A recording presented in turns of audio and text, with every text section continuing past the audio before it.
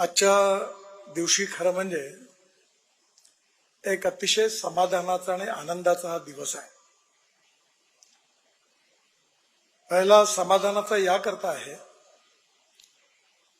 की विशेषतः भारतीय जनता पार्टीला जे आज विशाल स्वरूप प्राप्त झालं ते प्राप्त होण्यामध्ये ज्या अनेक कार्यकर्त्यांनी आपलं जीवन समर्पित केलं त्यापैकी स्वर्गीय गंगाधरराव एक होते.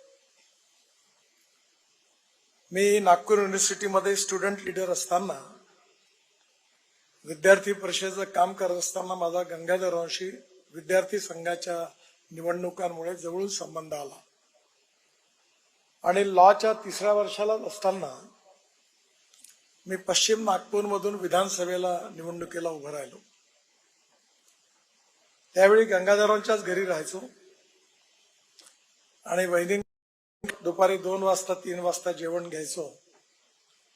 पूर्ण त्यांच्या मार्गदर्शनाखाली मी निवडणूक लढवली आणि नंतर अनेक वर्ष नागपूर शहराचे महामंत्री म्हणून देखील त्यांच्याबरोबर काम करण्याची संधी मला मिळाली.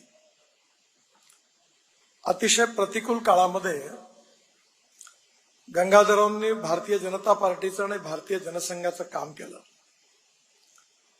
त्यावेळी यश जवळपास मिळण्याची शक्यता नव्हती.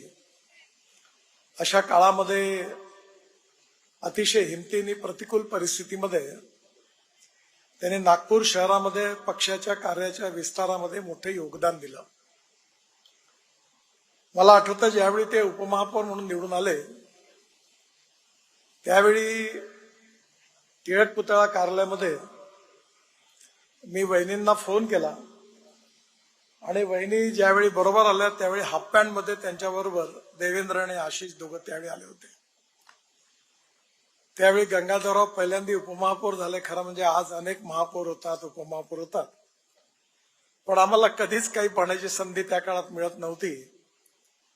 त्यामुळे महानगरपालिका कार्यालयापासून टिळक पुतळा कार्यालयापर्यंत मिरवणूक आली आणि नंतर कार्यालयामध्ये वहिनी आणि आशिष आणि देवेंद्रजी त्या ठिकाणी आले.